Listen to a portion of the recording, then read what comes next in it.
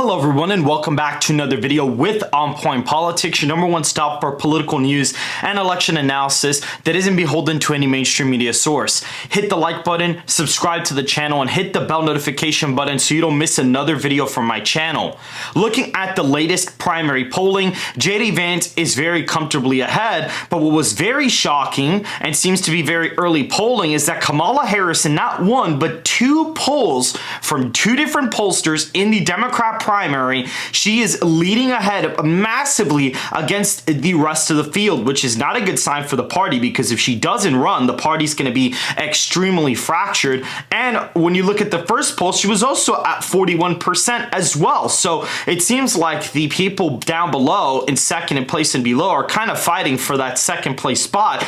But it seems like right now she's very comfortably ahead. However, usually most people would see those and not really care, but somebody like Kamala Harris, I actually think would actually see those polls and really consider running again in 2028 because of how incompetent she is. Now, let's say that it does happen. In the hypothetical scenario that JD Vance, which in both polls he's actually winning quite easily the primary, and Kamala Harris is winning quite easily, instead of using the betting odds, let's actually look at my hypothetical matchup for JD Vance versus Kamala Harris. I actually think it would be a pretty low turnout election. I think JD would get probably like 72 million votes. Kamala would get in the mid 60s. The party base would elect her, but a lot of independents wouldn't really like her to come back based on what Trump wants to do in his administration. The fact that mass deportations are popular, getting the economy back in order is popular. A lot of issues, ending endless wars are popular. Let's say that all happens, right? Let's say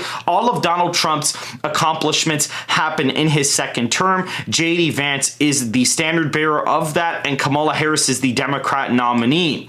More than likely, we would see, the state of Montana be about a 24-point victory. Idaho, Wyoming, the Dakotas would be safe, as well as all of Nebraska as well, except the 2nd congressional district as of right now would not be in that safe column.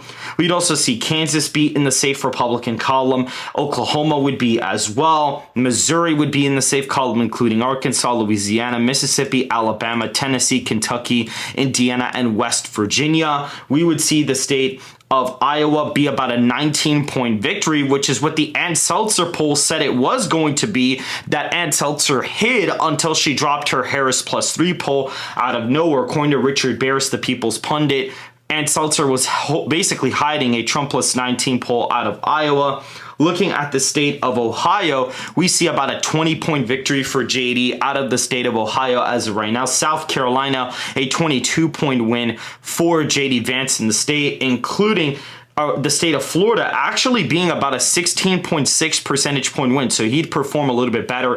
JD Vance, the thing with him is, JD Vance appeals to certain demographics that Trump doesn't. He does slightly better among women voters and does a little bit better with Asian / other voters, and probably even does a little bit better with Hispanics than most people would actually expect. And Kamala Harris has a big Hispanic problem. That was one of her weakest demographic groups compared to other nominees, and even in the Atlas Intel polling data, you'd actually see the group that rejected her the most was actually in fact Hispanics, and so you're going to see that reflect on this map when they massively revolt against her. The state of California, only a 17-point win for Kamala Harris. That is an underperformance from the 20.6 percentage point win that she had in this cycle. Looking at a place, for example, we could keep looking over here and we would even see, Maryland, just an 18-point win in the state of Maryland for Kamala Harris, the District of Columbia in the safe Democrat column.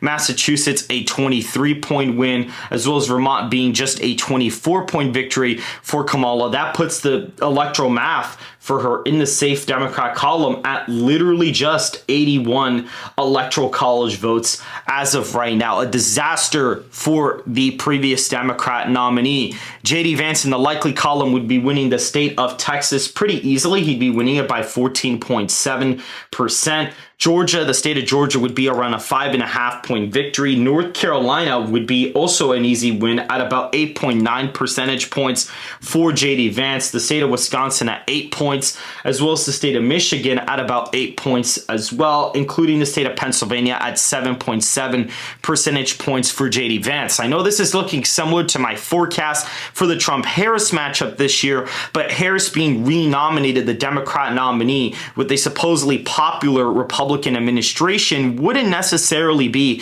the best look for the party to do, especially given the fact that this was her only national election that she ran in, and she ended up losing this one pretty badly. And you could even see that only about 40% of the party really wants her to be in there in that polling, which would indicate that she would not have the best performance at the national level if she were to come back. The state of Arizona would be around a slight improvement from the last cycle. She'd do a lot better. And I would even argue that Vance probably performs better in the Rust Belt than Donald Trump even does, more than likely, given the fact that Vance is from the state of Ohio and connects with those union workers way better than most. So you see Arizona, a 5.5-point win for Trump. Now Vance wins it by 6.7. The state of Nevada coming in at just about 9.9 percentage points for Vance. Again, guys, Hispanics in this matchup are basically breaking for Vance nationally. I mean, Trump only lost them by 6 points. I think more than likely in an election like this, as of right now, Vance would probably end up winning Hispanics outright nationally and would make huge waves in the electoral college system. However, I do actually expect white college grads to continue to shift left. I actually think Harris would improve with those voters and they'd become a bigger part of the electorate. However, I think Vance does even better with non-college voters than Trump does, and that's going to really shake up the race quite a bit. So you see Vance with 312 electoral college votes. I forgot to put Maine's 2nd congressional district in the safe Republican column. As of right now, some of those likely Democrat states: Hawaii, 14.7 percentage point win; Colorado, 7.8 percentage points for Kamala Harris; Oregon, 8.9%; the state of Washington at about 12.8%; Illinois, just an 8.4 percentage point win. It was only a 10-point win this time around for Kamala Harris, and I would expect JD to keep making gains in a place like Illinois with black voters. I'd expect him to probably hit close to 30% in Cook County. He'd do pretty well in the state level. I think New York would just be about an 8-point win as well. State of Connecticut, about a 10-point victory. State of Rhode Island, just about a 7-point win there. And Delaware coming in at 8 points for Kamala Harris. She would underperform massively in the Northeast. Vance being a Catholic and Trump performing well with that group, that would actually carry over a lot to the Northeast and the Midwest this time around and would help his performance in this area quite vastly compared to Donald Trump's performance in the Northeast as of right now. Looking at the swing states currently in the electoral math, Maine's 1st congressional district is in the likely column, but these are the swing states once again. New Mexico being very competitive. Again, Vance winning Hispanics nationally would really help in a place like this, and non-college voters kind of shifting right would help Vance in New Mexico. Maybe it's lean, it's possible, but I think it would actually end up being tilt. In the forecast, Minnesota barely flips to Vance in the scenario of about a 6-point win, which I actually think would make sense given the way the states voted this time around. I think that the Republican would have to win by 5 points in the popular vote for Minnesota to even have a chance at flipping, which looked like that's what Donald Trump was going to end up doing. Virginia, with its leftward trend, I still think it's only going to be a 3.5-point victory for Kamala. I don't think it would flip in a scenario where JD's going against Kamala Harris. I think those Nova areas are going to continue to move left, and I think Vance would probably max out in some of these areas in rural Virginia. New Jersey would be very competitive, closer than Virginia, by the way. Funny enough, it'd actually be tighter of a state than Virginia, which is very interesting. I know Nebraska 2nd came in as lean in the model as well, but New Jersey would actually be closer than Virginia would be in this forecast. So very, very interesting. And the state of New Hampshire still comes in as lean Democrat, albeit slightly closer than what it was in 2024, just about a point more Republican. And the state of Maine at large is very interesting because I actually think that that one would end up going in the lean Republican column.